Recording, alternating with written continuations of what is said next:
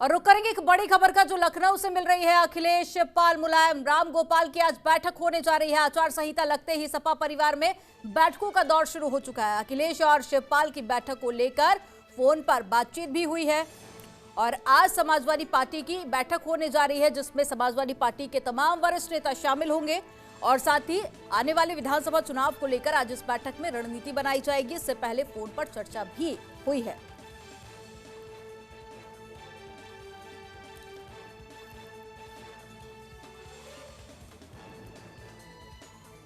और ज्यादा जानकारी के साथ में संवाददाता ओम पांडे जुड़े हुए हैं। ओम, समाजवादी पार्टी की आज बैठक होने जा रही है, तमाम वरिष्ठ नेता इसमें शामिल होंगे, क्या कुछ कयास बैठक को लेकर?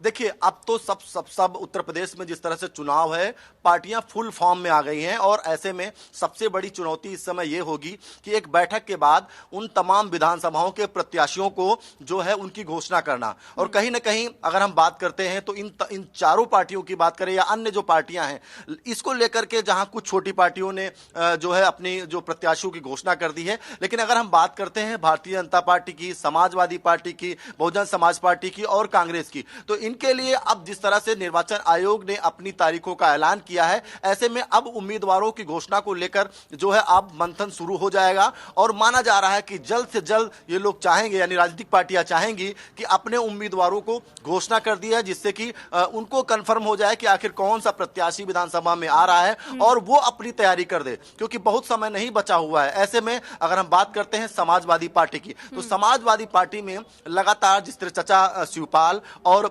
भतीजे अखिलेश जिस तरह से लगातार उनको लेकर सवाल खड़े हो रहे थे, यही कारण था अखिलेश यादव ने चाचा शिवपाल से मुलाकात की। उसके बाद आज एक बड़ी बैठक जो है, वो जो जानकारी हमारे पास में है कि वो होने जा रही है, जिसमें से राम गोपाल यादव, प्रोफेसर राम गोपाल यादव, चाचा शिवपाल, जो कि अखिलेश यादव से उन्होंने बात की है, यानी अखिलेश यादव ने शिवपाल को फोन किया है, और मुलायम सिंह यादव यानी सपा संरक्षक मुलायम सिंह यादव, ये चारों दिग्गज समाजवादी पार्टी के आज जो है बैठक करेंगे। और बैठक के बाद इस बात का निर्णय लिया जाएगा कि आगामी तैयारी किस तरह से की जाए, कैसे किनको कहां पर कितनी टिकट दी जाए, किसको मैदान में उतारा जाए। और कहीं ना कहीं एक बड़ी तैयारी के तौर पर और एक बड़ी बैठक के तौर पर इसको देखा जा सकता है, जब समाजवादी पार्टी के यानी चारों पिलर एक साथ एक मंच पर एक बैठक में गठबंधन किए गए। कई सारी ऐसी छोटी बड़ी पार्टियां रहीं जिसके साथ में समाजवादी पार्टी ने गठबंधन किया। उस वक्त भी ये सवाल खड़े हो रहे थे कि जब टिकट का बंटवारा होगा तो ये कहीं ना कहीं मुश्किल खड़ा कर सकता है समाजवादी पार्टी के लिए, क्योंकि कई सारी पार्टियां ऐसी भी थी जिन्होंने मांग की थी कि उनको टिकट चाहिए और कितनी संख्या होगी टिकट की, ये भी उनकी मांग थी। तो क्या आज इस बैठक के यही मायने निकाले जाए कि अब वो वक्त आ चुका है जब एक बड़ी चुनौती का सामना समाजवादी पार्टी को करना पड़ रहा है?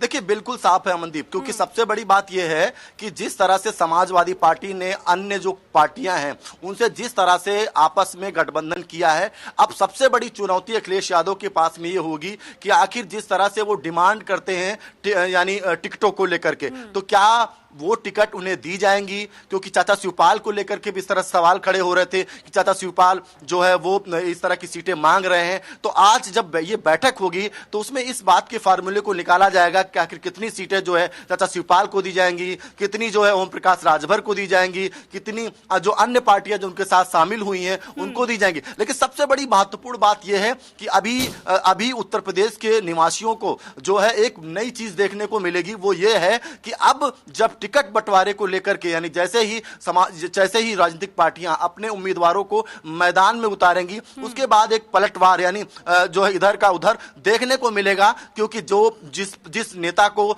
जो उम्मीदवार जिस विधानसभा से लगा हुआ था और उसे वहां पर टिकट नहीं मिलेगी, तो जाहिर सी बात है वो अन्य पार्टियों में जाएगा। और कहीं ना कहीं इसका फेरबदल उत्तर प्रदेश की राजनीति में जिस तरह से अब देखने को मिलने वाला है, क्योंकि जैसे ही जो राजनीतिक पार्टियां हैं वो जैसे ही अपने प्रत्याशियों की घोषणा करेंगी, उसके बाद ये भी एक दृश्य होगा, बिगड़ और बन सकते हैं। लेकिन ओम, ये बताइए कि यहाँ समाजवादी पार्टी के दिग्गज नेताओं का आपने जिक्र किया, जो अन्य पार्टी हैं क्या उनके भी प्रमुख इस बैठक में शामिल होंगे?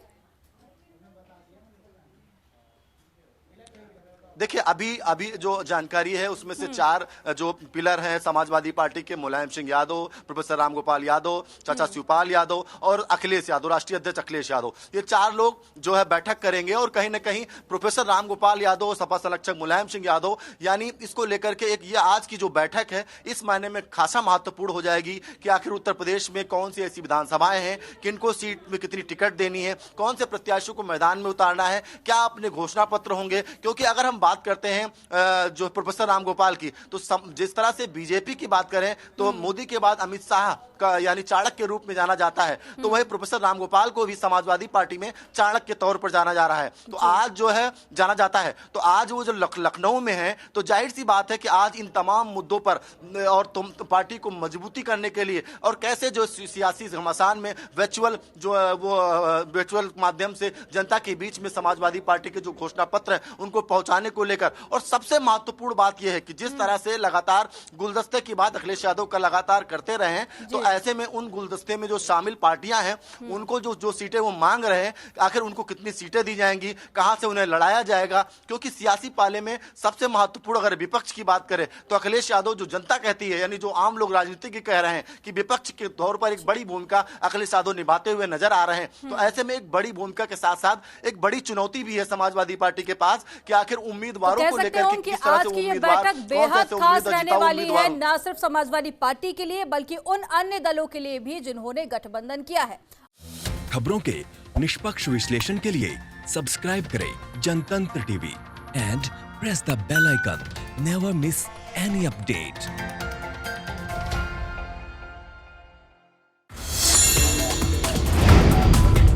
Download the Janatantra TV app, available on Google Play and App Store.